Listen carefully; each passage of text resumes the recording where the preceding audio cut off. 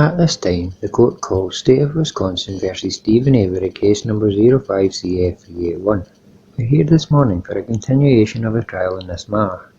Outside the presence of a jury at this time, will the parties state their appearances for the record, please? Good morning, Judge. The state appears by Calumet County District Attorney Ken Kratz, Assistant Attorney General Tom Fallon, Assistant District Attorney Norm Gahn, all appearing as special prosecutors. Good morning. At this table is Stephen Avery and Jerome Buting and Dean Strang. All right. Is there a matter the parties wish to take up before we bring in the jurors? I don't think we have anything other than previously. Very well. You may be seated. And Mr. Fallon, you may call the state's first witness. Thank you. The state would call Mr. Kenneth Olson to the stand. Please be seated. Please state your name and spell your last name for the record. Kenneth B. Olson, O-L-S-O-N. What do you do for a living? I'm a forensic scientist at the State Crime Laboratory in Madison. My main duties are as a trace evidence examiner, and trace evidence includes paint, glass, fibers, explosives, metals, anything that needs chemical identification that doesn't fit into either toxicology or drug analysis. I'm also involved in our field response program, going to crime scene, and I'm also a bloodstain pattern examiner. All right. And how long have you been employed with the Wisconsin State Crime Lab? Almost 27 years. Oh, my. And during that particular time, how long have you been doing or involved in the field of trace evidence analysis? That's been my main duty since I was hired at the laboratory. And how long have you been involved in field response operations? I have been involved in field response since I have been employed at the laboratory also. All right. Are you currently a member of the field response team? I'm no longer actively on call, but I will assist if they need help at crime scenes. All right. How are you involved in this case, Mr. Olson? I was asked to examine certain charred items that was recovered from the Avery property, items that were recovered from a burning barrel, and then some charred skull fragments. And why are you here today? I'm here to explain the results of my examination. All right. First of all, let's find out a little about yourself, please. Can you tell us what your educational background is? I have a Bachelor's of Science degree with a major in chemistry from the University of Wisconsin at Superior. When did you receive that degree? In June of 1980. And have you pursued any postgraduate studies of any nature? Well, I attended a few courses in business management. All right. As a member of the Trace Evidence Unit, how many individuals are there in that particular unit? At the Madison Laboratory, there are 2 scientists, myself and my colleague. All right. And as a member of that particular unit, have you attended trainings during the past 27 years? Yes. When I was hired, I went through an extensive on-the-job training in the different areas in the materials that I analyzed. And since being employed at the laboratory, I have attended numerous training seminars and courses in the area of trace evidence. And how often do you attend these types of courses? Oh, it varies. I suppose it averages once a year. All right.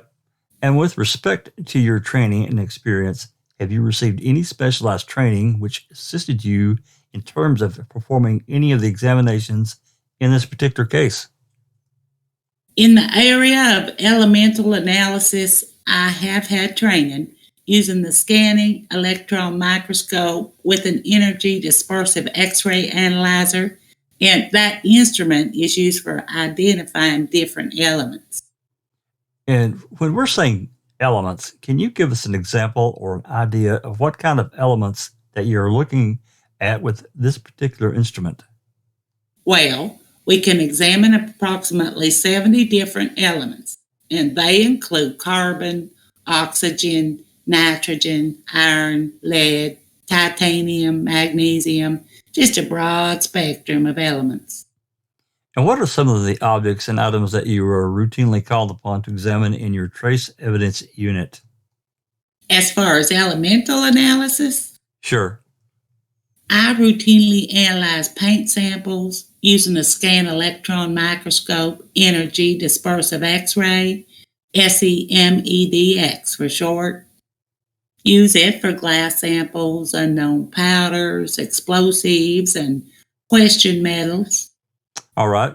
Have you testified in courts of law during the past 27 years you have been with the crime lab? Yes, I have. And approximately, do you have an estimate as to how many times you have been called to testify in cases? Approximately 165 times. Oh. And have you, during those times, have you been called upon to express or render expert opinions regarding your findings? Yes, I have. And of those 165 times, do you have an idea as to approximately how many of them were trace metal or trace evidence related testimony? Well, the majority of my testimony has been in the area of trace evidence, and it's well over 100 times I testified in trace evidence. When did you first become involved in this case, Mr. Olson? I first became involved in December of 2005. I was given some items from a burning barrel to examine. And did you examine the contents of a barrel? Yes, I did. All right. And what did you find in your examination of the barrel?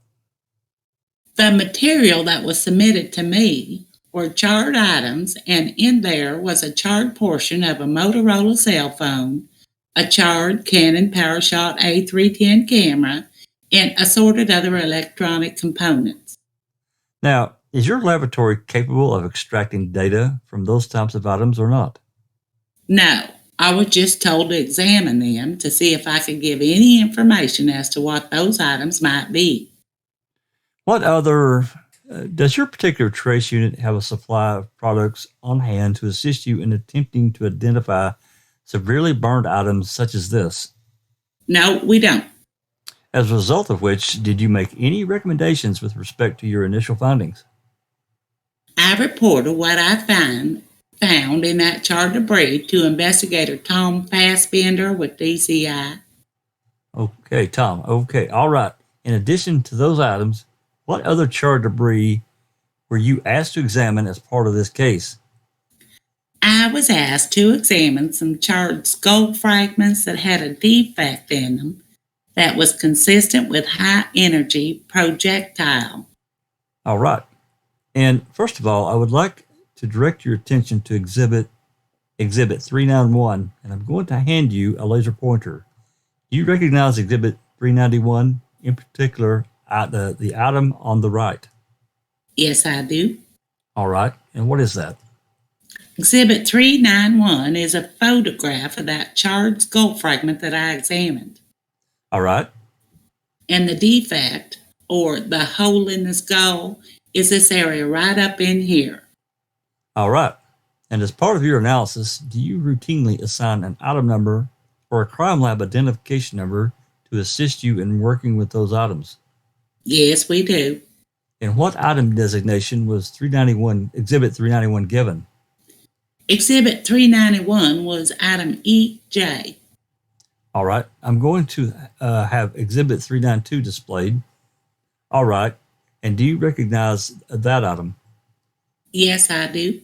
What is Exhibit 392? Exhibit 392 is the other side of that charred skull fragment. This would be the external surface. And the defect, or the hole in the skull, is up in this area right here.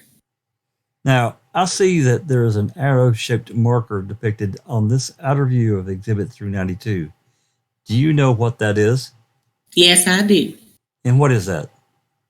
The triangular shape marked in Exhibit 392 is a little piece of copper tape that I made into a point of an arrow, so it will help me locate the area on the bone that I need to examine with the microscope and to do my elemental analysis. When did you receive these items? These items were submitted to the laboratory on February 15, 2006, and I started examining them on February 16, 2006. Describe for us, if you will, how item EJ appeared when you first accepted and began working on it. Item EJ, Exhibit 392, appears very similar when I examined it. It's a charred skull fragment that had been obviously in a fire. All right. And how is it packaged? Tell us about the appearance of the item of its packaging. This item EJ, was one of two items that were submitted in the laboratory in sealed plastic bags that were received in a sealed box. All right. And how were they labeled? Did that assist you in performing the requested examination? This item, which was the one I examined, there were 3 bags in item EJ. This one was identified as a charred cranial fragment with an entrance defect, and that's what I concentrated my examination on. All right. And what about the other bags that were part of the EJ designation? Were they subject to examination? No, those were labeled as cranial refits, and they didn't have any defects. And I was more interested in looking at the hole in that item. All right. Now, you mentioned that there was one other item in addition to EJ. What item was that? That was item EK. All right. Did you conduct any examinations of item EK? No, I did not. And why did you not conduct any examinations? The bag, that item EK, was labeled as cranial bone fragments, dental fragments, nothing that had a defect or a hole that I would be interested in. Now, with respect to item EJ, can you tell us specifically, using the laser pointer, what part of that item did you examine and why did you examine it? I examined this area right up in here. Is where I concentrated most of my analysis, and through my training and experience that bullets, when they go through bone or hard objects, if they are lead bullet, which most bullets are, you can sometimes get a... Objection, Your Honor. I don't know that this is a trace chemist. I don't know that he's qualified to be talking about bullets and what they do and don't do. I will rephrase the question. Very well. Was there specific information that you had with respect to the condition of the defect that you have identified that caused you to examine it more closely? Yes, this defect is consistent with a high energy projectile. I understand, but my question is, what specifically why were you asked to examine? I realize it has a defect, but what other information did you have to assist you that caused you to examine that specific crescent shape there? Move to strike that last answer as well, Your Honor. You mean the answer about the... The answer that was not responsive to Mr. Fallon's question about high energy projectiles. That's not his objection, and we're rephrasing the question. I move to strike it. I think he's moving to strike the answer that came after his objection, if I'm not mistaken. Yes. The court will strike that answer as non-responsive, which I think Mr. Fallon recognised by rephrasing his question. Yes. Go ahead, Mr. Fallon. Rephrasing the question, Mr. Olson, what additional information did you, let's strike it this way. Did you have any x-rays that you examined before conducting this examination of item EJ? No, I didn't. All right. But at that particular point, let's get it at it this way. What did you find when you looked at the crescent shape that you have identified there, the defect area? When I analyzed that area for elemental analysis, I detected the presence of lead. Okay, we'll come back to that in a moment. In addition to item EJ, were you asked to examine any other cranial fragments? Yes, I was. All right. And did you obtain some cranial fragments? Yes, I did. And from whom did you obtain those fragments? I obtained some more cranial fragments from Dr. Leslie Lazenberg. And approximately when did you obtain additional cranial fragments? On November 17, 2006. And when did you begin your analysis of these additional fragments? I started examining those cranial fragments on November 21st of 2006. All right, I'm going to have Special Agent Fassbender hand you some photographs. Beginning with the top exhibit, I believe it is designated as Exhibit 429. Is that correct? That's correct. Do you recognize that exhibit? Yes, I do. What is Exhibit 429? Exhibit 429 is a photograph of item KQ, the cranial fragment with the entrance defect that I received from Dr. Leslie Lazenberg. All right. And directing your attention then to the screen, is that the very same exhibit that you were holding in your hand? Yes, it is. All right. And describe, if you will, in more detail, item KQ upon your receipt of it. I'm sorry, could you repeat that? Yes. Specifically, I just want to ask you to describe that. Well, let's do it this way. Describe for us, if you will, the size or contours of the defect. The bone fragment itself is 1.25 inches. Excuse me. Approximately by 1.75 inches in size. All right. And so that's from top to bottom across the exhibit there. That's correct. All right. And the defect itself was approximately how much? It appears to be about the diameter of that crater is about 1/2 inch. All right. And I would like to show you also Exhibit 398 at this particular time. And do you recognize Exhibit 398? Yes, I do. And is item KQ present in Exhibit 398? Yes, it is. If you would use the laser pointer and describe for us, if you will, where that is. Item KQ is this bone fragment right here in the upper left-hand corner. All right. And if we could zoom in on that, and what were you examining with respect to item KQ? I was particularly interested in these bright spots here, which indicates it could be a dense metal. All right. And with respect to item KQ, did you use the scanning electron microscope to conduct your analysis of those particles? Yes, I did. All right. And finally, there should be the next exhibit in front of you. Exhibit 429 or 430. 430. Yes. And what is Exhibit 430? Exhibit 430 is a photograph of item KQ, but the inner surface. The previous exhibit was the outer surface. And Exhibit 430 is the inner surface. All right. That's what's being displayed right now.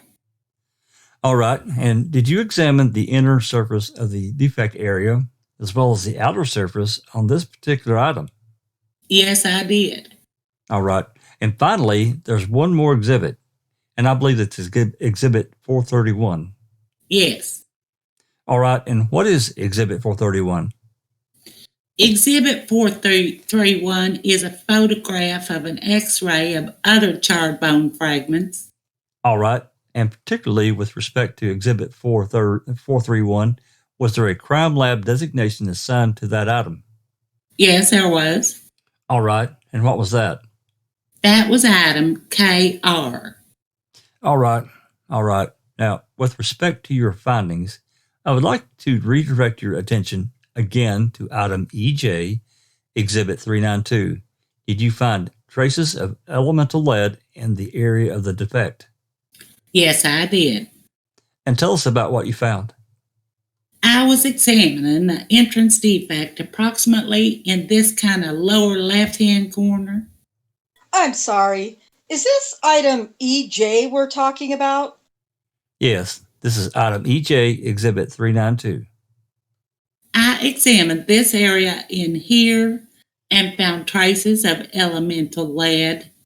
All right. And with respect to Exhibit 392, what Were there more than one location or area with a defect that you examined? Yes, there was. And what did you find with respect to other possible locations of elemental lead? In this area, I examined 3 different areas and found elemental lead, traces of elemental lead. In this area, I examined and did not find. I found what were very low amounts of lead, but it was too low for me to call. So essentially, I did not find any lead in this area over here. All right. And did you examine other areas of this particular that particular fragment, Exhibit 392? Yes, I did. And approximately how many areas did you examine on this one particular exhibit? Approximately 12 different areas that I examined. All right. And I know it might be kind of difficult with that photograph, but could you give us a general idea of what other locations that you examined for the possibility of elemental lead? I examined approximately 7 locations here and approximately 5 locations down in here as a control area. All right. Well, let's begin. We talked about areas 1, 2, and 3, and you mentioned something about 5, 6, and 7. Let's talk a little bit about those areas. What, if anything, did you find with respect to the areas of 5, 6, and 7? I did not find any elemental lead in 5, area 6 and 7, which was right next to it. Over here, I saw what began to look like the presence of lead, but it was too low of a level for me to call. All right. Now, Mr. Olson, you used the laser pointer to point to a particular area. And would I be accurate in describing that the area that you pointed to, 5, 6, and 7, was on the edge or the beginning, as it were, of the defect area? Yes, it is. All right. And 1, 2, and 3 were actually in the defect area? Either on or slightly in, yes. All right. And how about the other areas, 8, 9, 10, 11, and 12, with respect to the exhibit? Where are they located? These would be down in this area here. All right. If the record would reflect, the witness is pointing to the bottom edge of Exhibit 392 of the photograph, which is depicted. What did you find at those locations? I did not find any traces of elemental lead. All right. Now, you mentioned something. Well, first of all, let me ask you, what was the purpose of testing those locations 5, 6, and 7, and most notably 8 through 12? I was examining those areas away from the entrance defect to have a control area where I would not think or suspect to find any lead. And could you explain for the jury the concept of a control? The control is just a sample that you expect to have certain results, usually negative results, in this same type of material that you're analyzing. All right. So how does performing these control tests assist you in assessing your findings in other locations, particularly 1, 2, and 3? It adds more weight to my findings, finding elemental lead in those areas around the defect. And then not finding it in the other areas goes more to the point that there is traces of lead in that entrance defect. All right. Now let's talk a little bit about item EK. Did you examine EK? No, I did not. And why was EK not examined? There was no entrance defect on those charred skull fragments. All right. And do you recall what they were labeled or how they were submitted to you? Those would have been labeled cranial, facial, dental, I believe. All right. All right. Again, now returning to item KQ, which we have depicted in Exhibit 398, and I believe Exhibit 429 and 430, you conducted a similar analysis of this particular item? Yes, I did. All right. And were you examining more closely the bright white particles which appear on this particular exhibit? Yes, I was particularly interested in those bright spots. That would be indicative of a more dense material such as lead. And for the record, Exhibit 398 depicts several cranial fragments. The witness is describing the fragment which appears at the upper left-hand corner of the exhibit as a whole. I would like to direct your attention back to Exhibit 429 and 430. We will start with Exhibit 429. All right, and again, is this the inner or outer depiction of Exhibit 4 of item KQ? This would be the outer surface of that skull fragment. All right, and then we'll start with the outer surface. Did you find or did you examine? You said you examined the area near the defect? Yes, I did. All right. Did you find elemental lead at any of the locations you examined in this particular defect? Yes, I did. And what did you find? I found elemental lead corresponding to those bright spots in this entrance defect. Now, in this particular case, was it more than a trace or less than a trace? Reference, item EJ, comparatively speaking, was there more or less lead than you detected here? There was considerably more lead in this sample than there was in item EJ. All right. And similarly, did you have a control for your examination on this outer surface of item EJ, Exhibit 429? Yes, I did. And if you would be so kind as to point with your laser pointer to the control areas. The control area was in approximately this area. The record is reflecting that he's pointing to the right side of his marker arrow towards the top, almost the same height as the point of the arrow. Record will so reflect. That's fine. Thank you. And just so that we're clear, the areas where you did find the elemental lead, if you would be so kind with your pointer to indicate that area on the exhibit. Right in this area, on and in the beveled area. On and in the beveled area. Very well, thank you. Now, did you similarly examine the inside of item KQ? Yes, I did. All right. I would like to direct your attention then to Exhibit 430. And just so that we're clear, counsel advised me I may have misspoke. KQ item is our exhibits 429 and 430. Is that correct? Just so that I may have misspoke.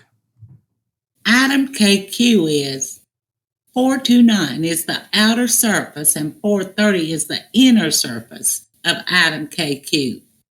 All right. And we have exhibit 430 on the screen now, which is the inner surface. That's correct. Now, tell us about your analysis of this particular item. How did you begin? I concentrated my elemental examination, around the entrance defect and inside the bevel of this item. All right. And in that particular area, did you find elemental lead? Yes, I did. And approximately where on the exhibit, if you were able to tell us that you found this? On the edge of the defect and inside the bevel. All right. And approximately how many locations did you test in or on the beveled area? I believe it was 4. And in those 4 locations, did you find the presence of elemental lead at each of those locations? Yes, I did. And with respect to their locations and comparing it to item EJ, was there more or less lead associated with item KQ or EJ? There was considerably more lead in this particular item KQ. All right. And in the terms of locations 3 and 4, if you are able, can you direct us roughly where locations 3 and 4 would be? 3 would be approximately here, and 4 would be approximately here. Both of them inside the bevel. All right. And with respect to comparing locations 1, 2 with 3 and 4, what did you find with respect to the amount of elemental lead that was present?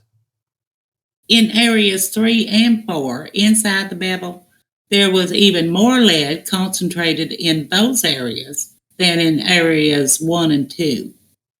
All right.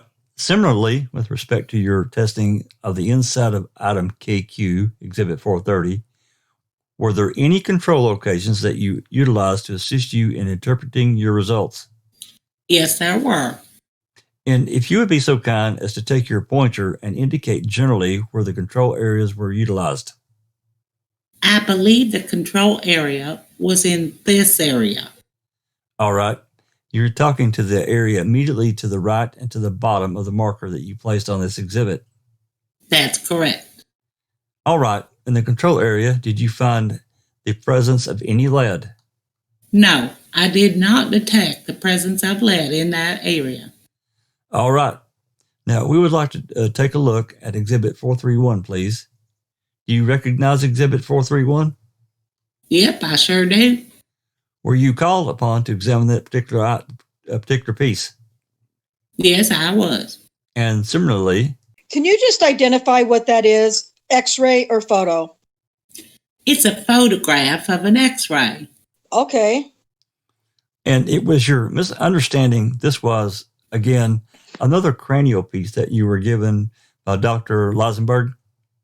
Yes, it was another cranial piece, and a particular in interest was the lower piece had a bright spot consistent with a higher density type material.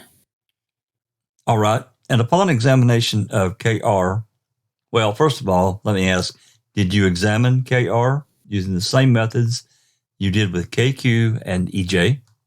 No, because when I examined that item, I did not see the material here present on the tiny bone fragment.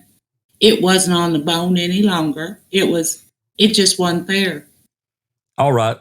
So there were no conclusions that could be drawn as to what the artifact was.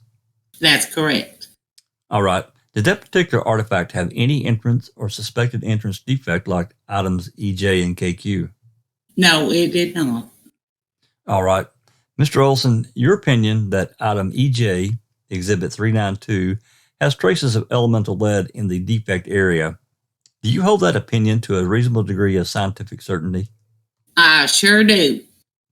Your opinion that item KQ, Exhibits 429 and 430 at locations 1, 2, and 3, and 4 contained elemental lead, do you hold that opinion to a reasonable degree of scientific certainty? I sure do. And your opinion that item KR, which did not have a suspected entrance or defect, showed no traces of elemental lead, do you hold that opinion to a reasonable degree of scientific certainty? I sure do. Subject to cross, we would move into evidence exhibits 429, 430, and 431. Any objection? No objection. Those exhibits are admitted. Mr. Buting. Thank you, Judge. Good morning, sir. Well, good morning. If counsel could be so kind as to put up Exhibit 398 for a moment, please. Now, just leaving it at this magnification for a second, this is a photograph of an X-ray of which is it? This is a projection of a photograph of an X-ray. Okay. Which item is it? KQ or is it EJ? It's neither. Well, this item up here? That item is item KQ. Okay, so the one in the upper left is KQ. Okay, could we just look at 429 for a moment, please? You're quite sure this is the same item as we just saw on the X-ray? Yes, it is. Well, on this item, maybe it's just my eyes, but if you look at that far right side, there's a rather prominent projection. Almost looks like a large nose sticking out or something, right? That's correct. I didn't see that on 398. Could we go back and look at that for a minute? Certainly. Could we maybe zoom in on this upper? Where is that marking? Where is that part? That little projection that we just saw in the other photograph. Where is it on this X-ray? I don't see it. Well, it is not there. This x-ray was taken before Dr. Lisenberg attempted to do her refits, and the piece that I got was after the refit. And when I got it, it was broken. Oh. And that piece that you're seeing Okay. is from another portion of that cranial. Okay. So what you saw, when you saw it, it had been changed slightly? That piece had been broken off? Yes, it did not look like that.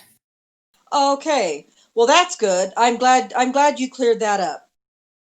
You can take that down now, counsel. That's fine. Thank you.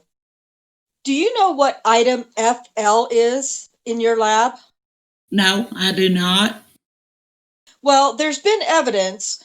The jury has heard that item FL has been identified and talked about quite a bit here as an alleged bullet fragment, right? Okay, well, you will accept that? I will accept that, yes. Okay. You were not given item FL to do any examination of? No, I was not. So you didn't test the chemical composition of item FL? Nope, I didn't. So you cannot say that the trace items of lead that you saw in either one of these two cranial fragments came from item FL. Isn't that right? That's correct. Okay. Now you were given some other duties besides this trace analysis of cranial fragments in this case, right? That's correct. And at one point, I believe in April, you were actually asked to examine a headboard. Yes, I was. And that, for the record, is an item that's, I don't know if you gave the designation or if it was already designated, this for you, or by someone else in your lab before you got it, as item GI. That's correct. And you were looking, among other things, you were looking for the possible presence of rope fibers on that headboard, right? That's correct. And was it your understanding that you were looking for the possible presence of rope fibers on the spindles of that headboard to see whether there was any evidence of possible rope being used as a restraint? That's correct. Did you find any rope fibers? No, I did not. Thank you. No further questions. Any redirect? Sure. What is the main elemental composition of a bullet? Lead. 22 caliber bullets contain lead. Objection. I think this was testified to by the prior witness. Well, he asked. This is an appropriate redirect. Okay. I believe it is. That's fine. The 22 caliber bullets contain lead. Almost 99% lead. That's all. Thank you. Bullets also contain, or bullets are composed of different elements, right? Well, the major component is lead, but depending if they want to harden the lead, they will add antimony or tin to the bullet to make it harder. Some bullets have copper jackets with the lead core. Some bullets have a silver tipped or aluminum coating with a lead core. Right. So some bullets are coated, some bullets are not. Correct. And you did not test item FL to see whether it was a coated or non-coated, did you?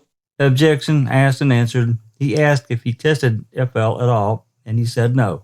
It's a fair summary question. I will allow it. Isn't that right? Could you repeat it, please? You did not test item FL to see if it was a coated or non-coated bullet. I did not examine item FL. That's all. Thank you. All right. The witness is excused. Thank you, Your Honor. You're welcome. Could we have a quick sidebar? Sure. Is it relating to scheduling, I take it? Yes. All right. Members of the jury, we're going to take a short break. We'll resume in a few minutes. I will remind you not to discuss the case during your break. You may be seated. We're going to go check and see on the progress that Dr. JENTZEN is making. If he is not here yet, is he reachable by cell phone? He may very well be. I believe Mr. Gahn is checking on that. Let me know in chambers what you find. Sure. Thank you. Mr. Gahn, you may call the state's next witness. Thank you, Your Honor. The state would call Dr. Jeffrey JENTZEN to the stand. Please be seated. Please state your name and spell your last name for the record. Dr. Jeffrey M. JENTZEN, MD. JEFFREY JENTZEN. Dr. JENTZEN, what is your occupation? I'm a forensic pathologist employed as a medical examiner for Milwaukee County. And are you a licensed physician in the state of Wisconsin? I am. And how long have you been licensed to practice medicine in the state of Wisconsin? For 20 years. And did you practice anywhere before coming to Wisconsin? I was in Minnesota. Would you please outline for the jurors your educational background from residency on? I graduated from White State Medical School in Detroit. I then did a 4-year anatomic and clinical pathology residency at Hennepin County Medical Center in Minneapolis.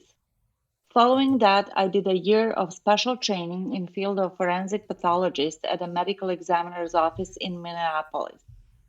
I was the assistant medical examiner in Minneapolis for approximately 6 months before coming to Milwaukee in 1987 as the medical examiner. And what are the duties of a medical examiner? I typically oversee the administrative functions of the office. I supervise other forensic pathologists and trainees. I direct a forensic drug laboratory, supervise other death investigators who go out to crime scenes in the Milwaukee County area, and I perform autopsies and testify in courts. Are you on staff or are you affiliated with any universities or academic institutions? Yes, I'm a professor of pathology at the Medical College in Wisconsin. And have you had teaching responsibility? Yes. Could you explain those to the jury? Typically, we have a forensic fellowship program so we teach and train other pathologists to become forensic pathologists. We're one of about 35 training programs in the country. We also teach medical students, pathology residents, and other undergraduate programs. And what professional societies or associations have you been active in? I'm a member of the local state medical examiner and coroners association. I'm also the member of the National Association of Medical Examiners, where I'm currently the vice president of the organization. And I'm a fellow of the American Academy of Forensic Sciences. And do you specialize in any particular branch or field of medicine? Yes, forensic pathology. And what exactly is forensic pathology? Well, pathology in general is the study of disease and injury, and it's broken down into two rather broad categories. And anatomic pathology has to do with tissues, for example, skin, bone, heart muscle, etc. And clinical pathology deals with components of the body's liquids, for example, what's in the blood, the urine, bile, etc. And forensic pathology utilizes aspects of both clinical pathology and anatomic pathology as they pertain to general questions of the law. And are you board certified? Yes. And would you explain to the jurors the significance of being board certified? Board certification indicates that you have taken a prerequisite course of study. You have completed that course of study and taken a standardized examination. And I am board certified with the American Board of Pathology and Anatomical, Clinical, and Forensic Pathology. And are you the author of any specific papers that deal with the field of pathology?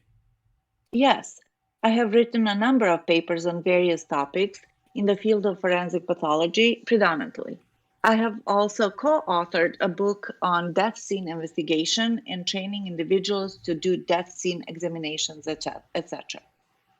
Have you ever received any honors or special recognition in your field?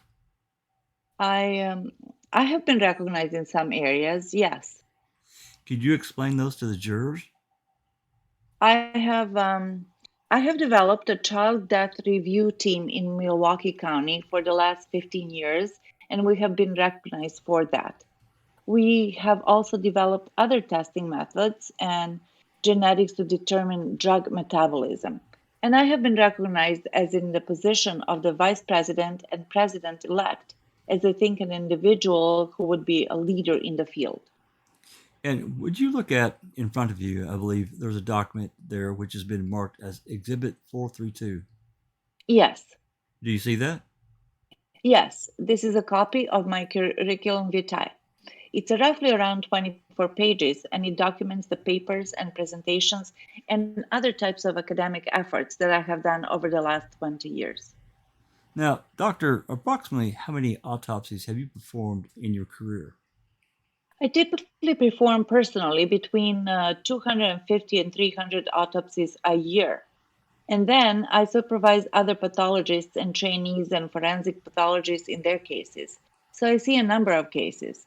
Our office typically would perform around 1,000 or 1,100 autopsies per year. And how many times have you testified in court as a forensic pathologist? I would estimate that probably we get a number of subpoenas, but I would estimate that I probably testified once a week for the past 20 years. Could you put a number on this, please? Probably, I would say probably around 500 or 1,000 times. Thank you. Have you ever been rejected No. as an expert? Now, how did you become involved in this case, doctor? I was contacted by yourself in a telephone conversation and asked if I would assist in the examination of some bone materials. And how would you describe your role in this case? I would describe myself as somebody who was brought in as a consultant. And have you been a consultant before? Yes. And what type of cases have you been a consultant on? For example, I was recently in a child death case. I was a consultant. Other cases related to cause and manner of death, interpretation of gunshot wounds, are frequently asked by district attorneys around the state to inquire and make judgment on that. And I also consult with public defenders and other attorneys who might have questions related to injury and disease. How did a case like this, where you are in the role of a consultant, differ from the typical case that you receive at the Milwaukee County Medical Examiner's Office? Well, in our routine business, we would go to the scene of sudden and unexpected deaths that occur in the county. I might personally, if there were a particular type of case, I might personally examine the scene myself and observe materials at the scene, consult with law enforcement personnel at the scene, and then basically process the body myself, examine x-rays and other materials, perform the autopsy, look at the tissues under the microscope with the assistance of a drug analyst.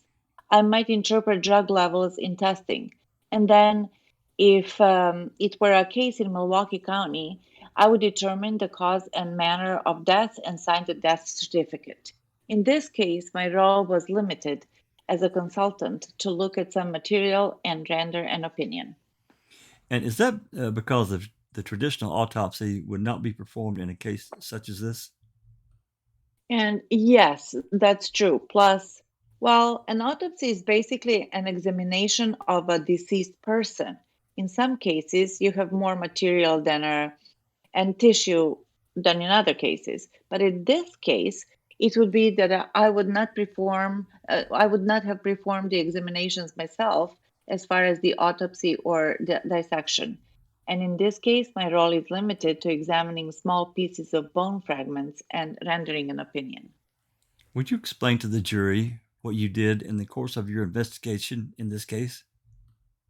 I was requested to go to Madison, and at the Dane County Coroner's Office, I met with Dr. Leslie Eisenberg, the forensic anthropologist, and some attorneys and other individuals. And we examined, I was shown the material that Dr. Eisenberg had previously examined. I reviewed her report and she showed me some bone fragments. I also examined some x-rays of those bone fragments. And on the basis of those materials, I rendered an opinion. Did you also review various crime lab reports in this case? Yes, I did.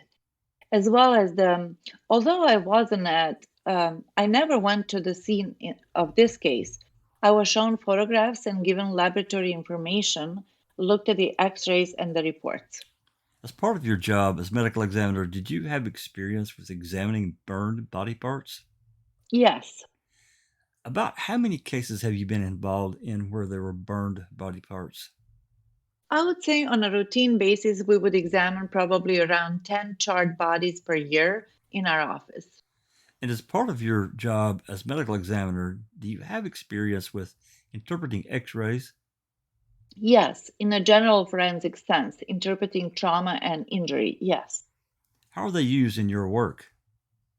We typically take x-rays on all pediatric cases, all gunshot wounds, stab wounds, and cases where there's some concern over identification. And as part of your job as medical examiner, do you have experience with bullets and bullet fragments? Yes, On an annual basis, approximately how many cases involving gunshots to the skull would you see in Milwaukee County Medical Examiner's Office? I would give a rough estimate at probably around 100 to 120. Now, I believe you stated that you met with Dr. Eisenberg and you actually examined some bone fragments in this case. I did. Could you basically describe to the jurors what was the condition of these bones that you examined? I would describe the bones as fragmented and charred. There was no intact skull fragments, and Dr. Eisenberg had separated out bone fragments from the skull and from other areas, and so I was able to look at just small fragments of the bony material, as well as the x-rays of those areas. In particular, did you examine certain skull fragments? Yes, And was there anything unusual about some of those skull fragments that you observed? yes. On two of the fragments, one fragment Dr. Eisenberg identified to me as the left parietal skull or a bone from the left parietal skull. And the parietal bone, and I'm pointing to the area just about above my ear. The parietal bone is a rather large flat bone that's one on the right and left side. Dr. Eisenberg identified a fragment of the bone, and also there was a fragment that she identified as the left occipital bone. The occipital bone is the bone that's in the back of the skull in this area, and I'm pointing to that area behind and below my left ear. Was there any particular reason Dr. Eisenberg pointed these two skull fragments pieces out to you? Those fragments were noted by herself and the initial examining pathologist to have a defect called internal beveling on the fragments, and so I paid particular attention to those bones. Although I did make a gross examination of multiple skull bones that she had demonstrated. I'm going to put up on the screen what has been previously marked as Exhibit 390 and has been testified to by Dr. Eisenberg as a left parietal bone area. Did you examine this? Yes, And there was a laser pointer there on the desk, Doctor. yes. Could you point out to the jurors this beveling area and maybe amplified a bit for the jurors? In addition to the beveling area, there was a semicircular defect that has a shape on it that I would interpret as a portion of a hole. And this area, we're talking about the inside portion of the skull. So this area you can see is fragmented. And if you would imagine a stone or something striking glass in the way that the glass fragments, it's the same thing for a bullet going through the skull. Typically, there's an internal beveling that occurs on an entrance wound. And characteristically, there's external beveling noted as the bullet exits the skull. And we use these characteristics to help identify and determine where an entrance or exit wound would be on a skull if there were two different types of perforation. So it would be my opinion that this is consistent with a perforating entrance gunshot wound. Penetrating entrance gunshot wound. And did you also review an x-ray that would be associated with this particular piece of skull fragment? Yes, And I'm going to put up on the large screen what has previously been marked as Exhibit 397. And I'm going to ask you if you could again describe for the jurors what this shows. yes. This is the left parietal bone fragment. Again, You can see the internal beveling and the semicircular perforation, and there's also some small radius-sense fragments that I'm pointing to with the pointer. I can see probably about 2 or 3 on the picture from here. And those are characteristic of metallic fragments the bullet imparts to the target as the bullet travels through bony material. It's a common finding in certain gunshot wounds to the skull and other bony fragments. And again, did this support your original conclusion about this being an entrance gunshot wound? Yes. I'm going to show you what has been marked as Exhibit 393 and previously testified to by Dr. Eisenberg as a bone fragment from the occipital area and ask you if you can recognize this. Yes, that's the bone fragment located, according to Dr. Eisenberg, in the left occipital region. And again, did you actually see this bone fragment when you were at Dr. Eisenberg's office? Yes. And again, would you take the pointer and just explain to the jurors, again, this beveling process that you have described about with the parietal? Again, one can see the internal beveling pattern that's prominent here. Here and there is a semicircular appearance to the edge of the bony fragment. And again, what did that indicate to you? It was my opinion that that was consistent with a gunshot wound, entrance gunshot wound. And did you also review an x-ray that would be associated with this? I did. And I'm going to show you what has been marked as Exhibit 398. And again, would you take the laser pointer and point to any areas of particular interest for the jurors? Yes, I'm pointing to the bony fragment on the photograph and again on the semicircular area with the internal beveling. There is a rather localized area of multiple radiodense fragments, and it would be my opinion that these would be consistent with the suggestive of metallic lead-type fragments that the bullet delivers to the bone as it is passing through the bone.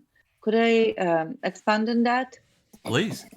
The bone in the skull is actually kind of like a wafered cookie. There's a bony surface on the outer portion, a bony surface on the inner portion, and the material in the inside is rather porous. It's actually where there's a bone marrow, and that's how the bone grows. And so we call the outer table the outer portion of the skull, and the inner table is the inner table in the inner portion of the skull. And the portion between is rather porous. And then, as you can see in this area, this is predominantly where these small metallic fragments are pushed into or imparted into the bony tissue.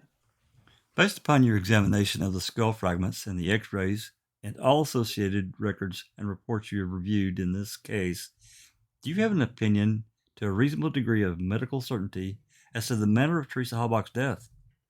Yes, I do. And what is that opinion? It would be my opinion that she died as a result of gunshot wounds to the head and that the manner of her death would be homicide. And based on your examination of the skull fragments and x-rays and all associated reports in this case, do you have an opinion to the reasonable degree of medical certainty as to the cause of Teresa Halbach's death? Yeah, I believe that the cause of her death would be the gunshot wound to the head, and the manner would be the homicidal designation. Thank you, Doctor. That's all I have. Mr. Strang. Dr. JENTZEN, when I should say, was it that Mr. Gahn first called you to consult on this case? I would say it was the early portion of November or very late portion of October. 2006? Yes. Just about a year after you understood that the bones were examined, or the fragments of bones were? I would say so, yes. Give or take? Yeah. Okay. And it was also well after you knew that Stephen Avery had been charged in the homicide of Teresa Halbach? I had knowledge of that through the regular media, yes. Sure, widely reported case. Right. You knew of it just from reading the paper or looking at the internet or whatever you do? Yes. All right. And when you got involved, you come over to Madison, you look at some bone fragments that Dr. Eisenberg has set out for you. Yes. Actually, we looked at all the bone fragments that she had, yeah. She identified for you the parietal bone fragments? Correct. She identified for you the occipital bone fragments? Correct. You were not able to identify those bones yourself? I could probably identify them as a skull bone fragment, but it would be difficult for me to place them specifically into a left occipital and parietal bone. Okay. And that would be in the area of expertise of an anthropologist.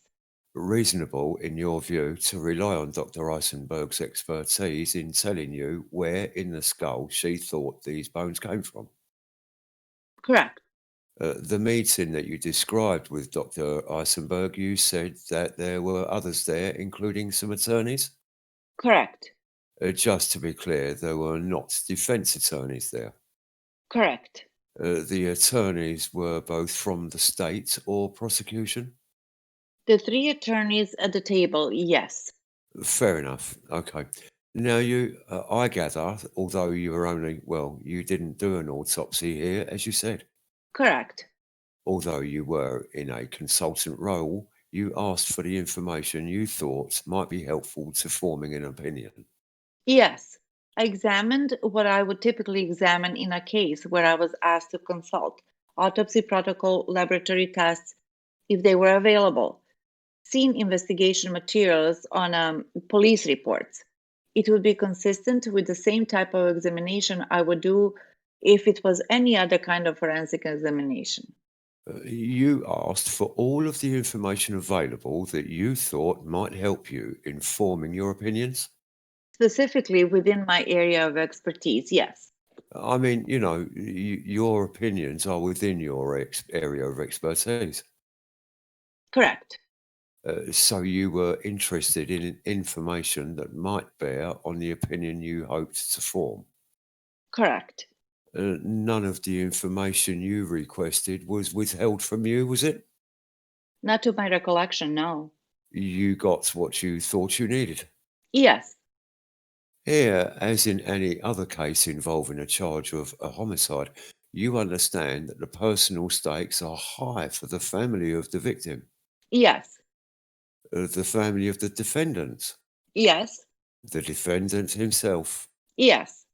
It's a serious case when the allegation is homicide, obviously. Yes. As I mentioned, I probably testify on probably 50 to 100 homicide types cases a year. Right. And because you're a forensic pathologist, every time you testify, to some extent, your own reputation is at stake. I make opinions based on the evidence that I'm given and use my background experience in training and education to make opinion statements. Correct. Sure. And you want those opinions to be expressions that you can stand behind confidently. To the best of my ability, yes. Stake your reputation to. Yes. And of course, any time you testify, just as today, you are testifying under oath. Yes. You came here, as I understand it, offering two specific opinions. One, the more general, would be manner of death. Am I correct? Correct. And then the second, and more specific in a sense, would be cause of death. Correct.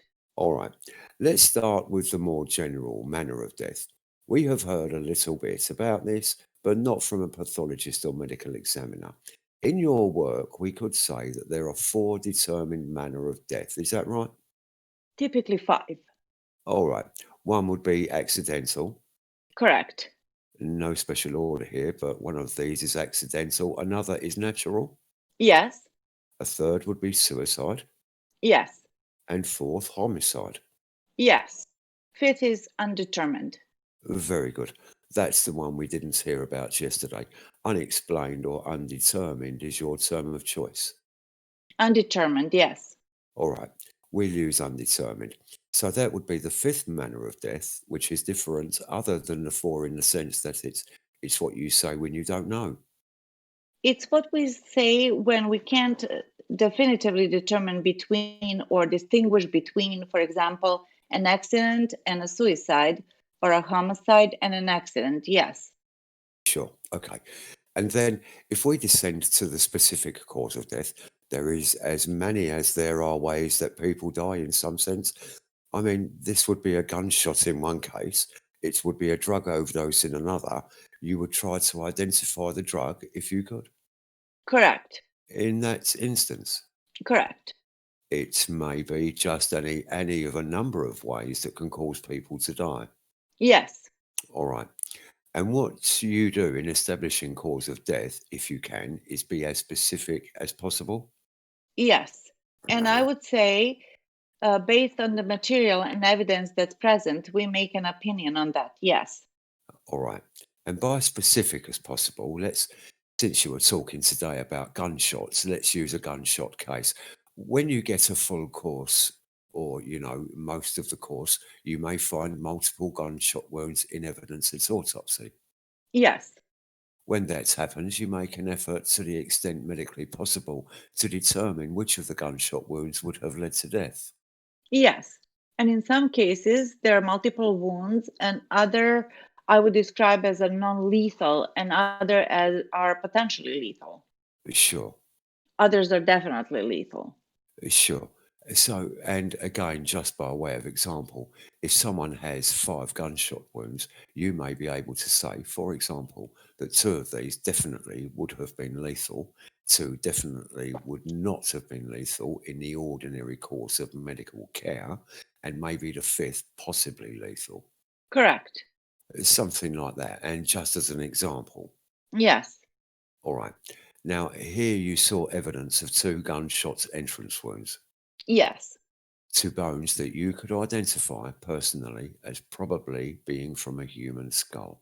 Correct. And as to which you had more specific locations from Dr. Eisenberg. Yes. You saw no bones displaying anything you viewed as an exit wound. Correct. A bullet leaving the body. Correct. You therefore were not able to draw any conclusions about what we might call wound track. Correct.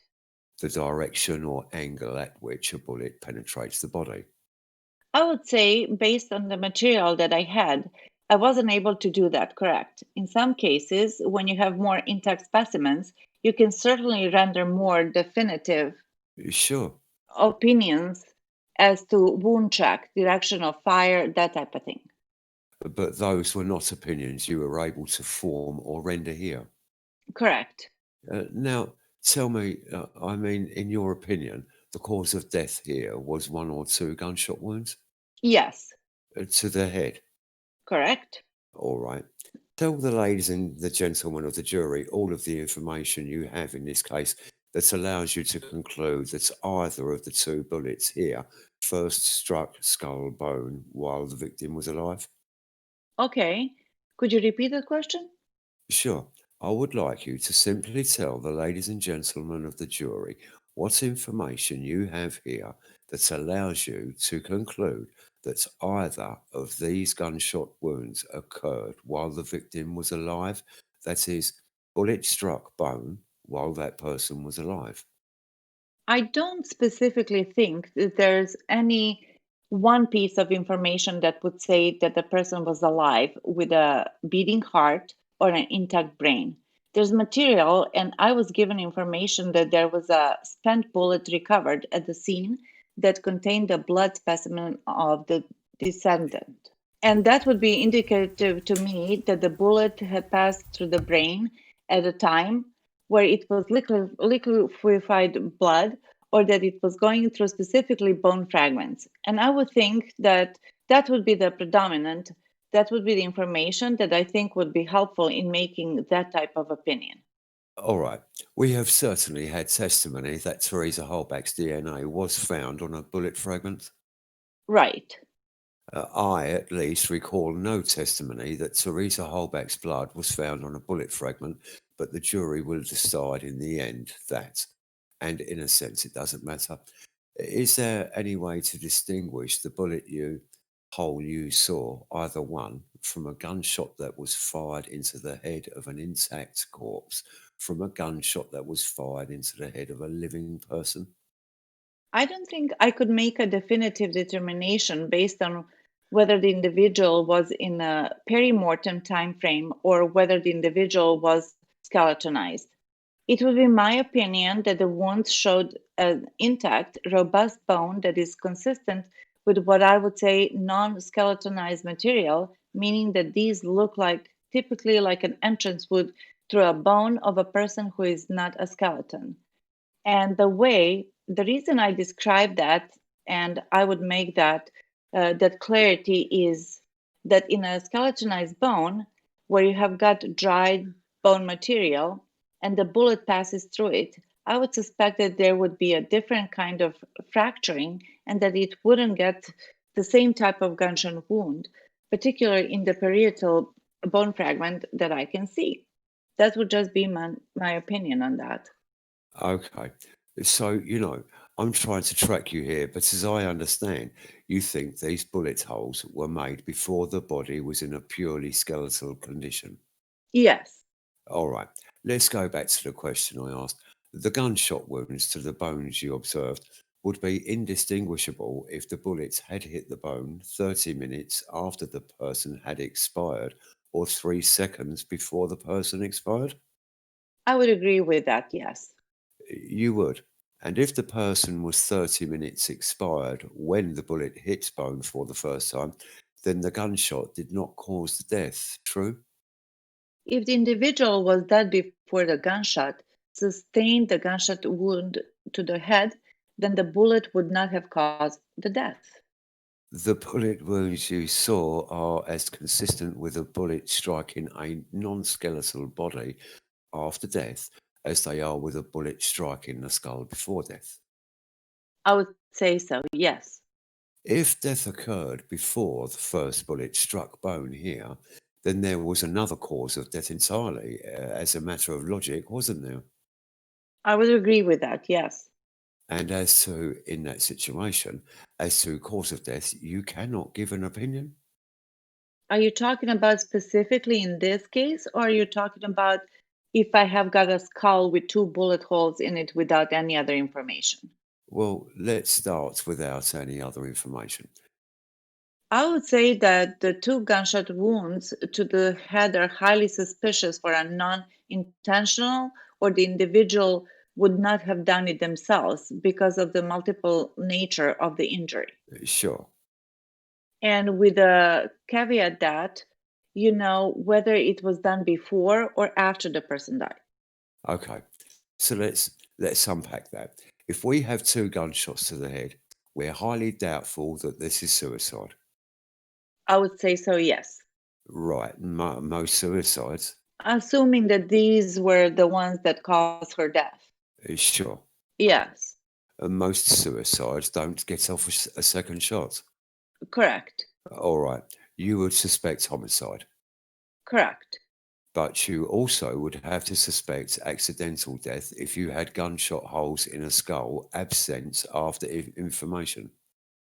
I wouldn't suspect that there would be 2 perforations with an accidental type or 2 entrance wounds with an accidental type death, unless it was a multiple missiles, for example, like a buckshot injury or something along those lines. Sure. And in that instance, it would be relevant information if the deceased was found dressed in blaze orange in shrubbery in the middle of the woods in the 3rd week of November. That's information that might be relevant to determining whether 2 gunshot wounds to the head were accidental or homicidal. I would say that would be helpful information, yes. Sure. You would need more information in any event. Yes. By homicide, if we back up on a manner of death, we didn't explain that here, but this, in your argot, homicide would mean intentional causation of another person's death. That a homicide in my would be that the death was caused by another person, correct? Correct. And it does not necessarily connote legal liability, homicide in that sense. I don't make those determinations. Right. So if something later proves to be, let's say, a justified shooting in self-defense, it's still a homicide in your world because it's one person causing the death of another. Correct. All right. Now, back closer, I guess to this case, you can't tell whether these bullet holes in the skull were made before death or after death. You can tell only that they are made before the remains are skeletal. Correct. All right. And if the bullet wounds were made after death, then necessarily something else is the cause of death. I would agree with that. And as to what that might be, there's almost nothing you could rule out based on the information you had. Based on the evidence that I have, yes. So There could be other, for example, drugs or something along those lines sure. that I don't have access to. And we would sit here all day on that, but someone could have been strangled and then shot after Certainly is they possible. expired. Yes, Beaten, shot after they expired. correct. Drugs, as you say, a drug overdose, shot after they had died of the drug overdose. Correct. And I won't go on, but in other words, there's nothing that you can say about opining on cause of death if the gunshot wounds occurred after death. On the cause of death, yeah, I would say so. And then, likewise, once we don't have a cause of death, it's similarly difficult to assign a manner of death. Well, medical examiners and forensic pathologists don't make determinations on manner of death in a vacuum. We utilize, as I mentioned, evidence from the scene. And if we can go to the scene personally, we use that information. Or if we can't, then we use photographs and other people's reports to use that information. We use laboratory data. We use evidence that's recovered. And we put it together and we render our opinions as to what the manner of death is. We don't do it in a vacuum with a single piece of information in isolation from all others. Of course not. Of course not. And in a cause of death, for example, you cited to these jurors your understanding that a bullet or bullet fragment was found with what you thought was blood of the victim on it, and that initially factored into your opinion on cause of death? That was one of the things, yes. Sure. You now acknowledge that as long as the remains weren't skeletal, blood or DNA could have been left on that bullet, passing through the skull of a dead person. Correct. Likewise, with manner of death, you, of course, consider all the information you have. That's almost obvious, isn't it? Correct.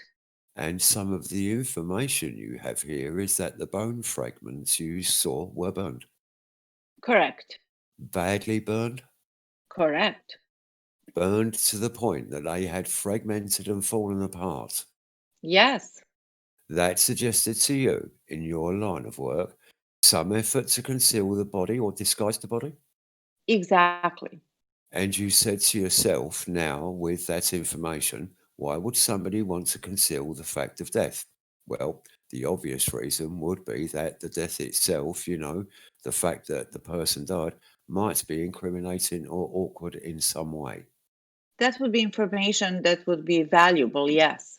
Sure. And an effort to conceal death is something you see frequently, at least not infrequently, in homicide cases. Correct. It's also something you will see less frequently, but it's happened in your experience. You will see this in accidental deaths on occasion. I would say it would be pretty rare, yes. Well, let's offer some paradigms and see if you have any of these kinds of cases in your experience. None of them, and I'm not suggesting any of these paradigms bear any similarity to this case, but I want to explore the relation between an unknown cause of death and the manner of death. Sure. Okay?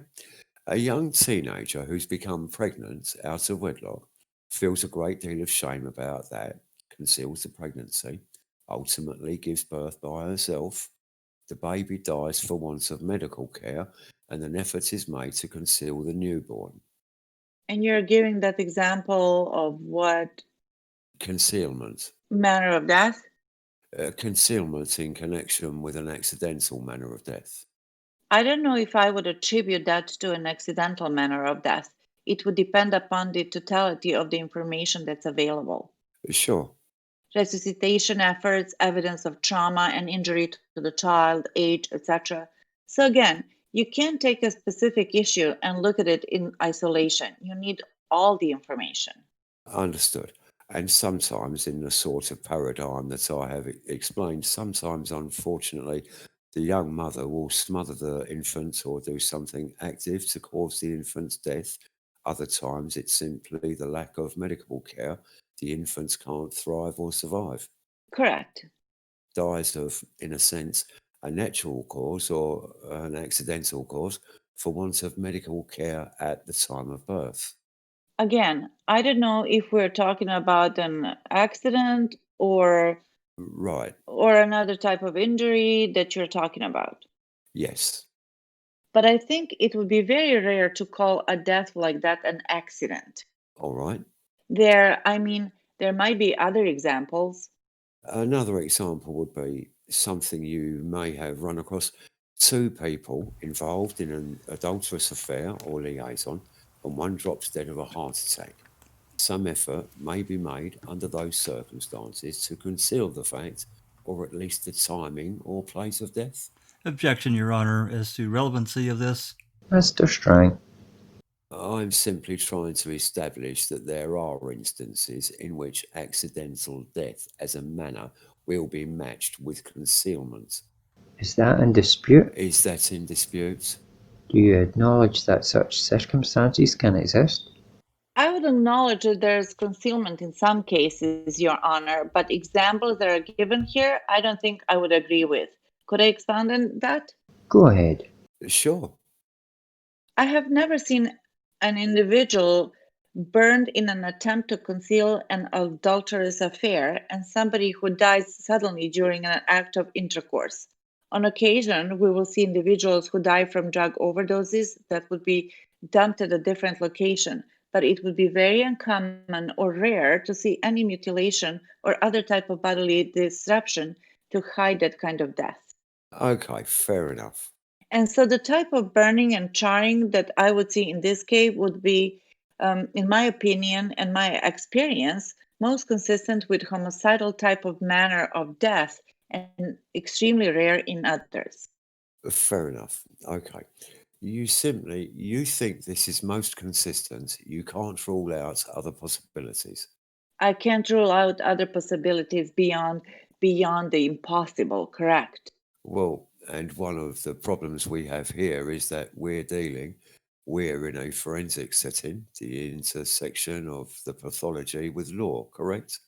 Yes, And you know that there is both a first degree intentional homicide charge that these folks will have to decide and a mutilating a corpse charge they will have to decide, correct? I'm not aware of what the legal standards are being used here as far as Or what the charges are? and what the charges are. You are familiar with the fact that Wisconsin has a crime for mutilating or concealing a corpse. I am, yes. All right. And you are familiar that Wisconsin has a crime of first degree intentional homicide. I am aware of that, yes. All right. And you are not, your field of expertise does not allow you to render an opinion on who fired a shot or shots into this skull. No, I don't have that information. No. Your area of expertise does not allow you to render an opinion on who caused the burning or charring of the bone fragments you saw, That's correct. and whether one or more, 2, 3, 4, however many people are involved in one or the other of those alleged crimes, you are not able to say. In this case, I can't. No. Right. And whether one person is involved in one offence but not in the other, you are not able to say. Correct. All right. So these are the reasons for my questions. And I guess in the end, what you are telling us is that your opinion on manner of death rests in part on the fact that you see gunshot entrance wounds. Correct. and then rests on the burning or charring that you saw here of the skeleton? Correct. Could I expand on that? Well, I don't want to, if you have useful information. There may be other issues. You can answer that question? There may be other issues related to the determination of manner of death, in addition to simply the evidence of gunshot wounds and the evidence of concealment. And are there specific issues here that you rely upon in offering the opinion that homicide is the manner of death here? I would have other information, yes. Do you have other information in this case? Yes, That came from the police? it came from the investigators, yes. All right. Your opinion, in any event, is that homicide was the manner of death. Correct. You did not view this as unexplained, Correct. notwithstanding the fact that you cannot here, as I understand you, assign a cause of death other than by assuming that the bullet holes were made, at least one of them was made, while the person was alive. Correct. Just to be perfectly clear here, in the end, as you sit here today, you can't tell this jury whether one or both of these gunshots were made while the person was alive. That would be correct, yes. If they were made after death, they did not cause the death. That would be true also. But your opinion remains that gunshot is the cause of death. Correct. That's all I have. Mr. Gahn. Thank you, Your Honor. Dr. JENTZEN, you talked about, as a medical examiner, not viewing one particular piece of information in a vacuum. You talked about having helpful information and looking at the totality of the circumstances. Would you explain what all that means to the jurors in the context of this case? Well, on a daily basis, the medical examiner, for example, I would investigate hundreds of deaths a year. And that investigation entails seeing information, history, medical history of the individual, habits and social habits of the individual, past medical history, and then finally, the appearance of the body. Possibly the position of the body in some cases at the scene may determine whether the death is an accident or a natural death, based simply on the position and other artifacts that we would see on the body. Medical examiners and coroners do this on a routine basis and looking at individual cases. And to take one specific area or one single piece of information and to say that this is an accident or a homicide or an undetermined case, I think is not really consistent with how medical examiners and coroners function in evaluating and investigating deaths. On a daily basis, we make determinations as to cause and manner of death based on evidence, information, scene investigation, medical history. And how many years have you been in the profession as a medical examiner? This is my 21st year as a medical examiner for Milwaukee. And did you state that you annually will look at maybe 100 cases involving gunshot wounds to the skull? Typically, our office would investigate between, I would say, roughly 100 to 120 or 30 homicides and probably 100 to 130 or 40 suicides. And 60 to 70% of those are gunshot wounds. And the vast majority of those are to the head and upper torso area. Many times there's multiple wounds. There's different type of ammunition. And in addition, that we attend lectures and other educational programs to expand our understanding of both the bodies and the projectiles and weapons and the circumstances, and we render opinions legally binding that determine cause and manner of death where there's a lot at stake. Your Honour, I object to the reference to a legally binding determination of this witness. That's entirely out of place, and the jury should be told that there is no legally binding determination by this witness. I don't believe that's what the doctor was saying. Well, I agree. I guess it depends on your definition of legally binding, but to the extent certainly it invades the province of the jury. The court agrees very strongly that the jury's determination in this case, and I will instruct the jury to that effect, I'm not sure of the context in which it was used. I took it to mean that he just gives an opinion in cases that other people make decisions on. That's what I took the context in. Anything else? Yes. Doctor, do you believe that you have sufficient information in this case to render an opinion as to the manner of death and cause of death? Yes, And today you are in Calumet County testifying, right? correct. If this case had happened in Milwaukee County, and with all the information that you know in this case, would you have rendered an opinion as to the manner and causes of death? If this were your case in Milwaukee County Medical Examiner's Office? I would have rendered the same opinion. And is that opinion, and again, what is your opinion as to the manner of death of Teresa Halbach? It would be my opinion that she died as a result of gunshot wounds to the head, and the manner of her death is homicide. Thank you. That's all I have. Anything else, Mr. Strang? No, thank you. All right. The witness is excused. Members of the jury, that is all the evidence that we're going to hear today. At this time, we're going to excuse you for the rest of the day. I will let you know in a minute, because of the order of things, why. Before I do that, since we are adjourning for the weekend, at this point I want to read to you the warning that you have heard before, but is still very important. The court's decision not to sequester the jury during the trial in this case is dependent on the jurors not listening to, watching or reading any news accounts of the case, nor discussing it with anyone, including members of your family or other jurors. For these reasons, it is vital that you do not listen to any conversations about the case, do not read any newspaper or internet reports, or listen to any news reports on radio or television about this case. To assure that you are not exposed to any improper media coverage, the court has ordered that for the duration of the trial you do not watch the local news on television, do not listen to the local news on radio, and do not read the newspapers unless you first have someone remove any articles about the case.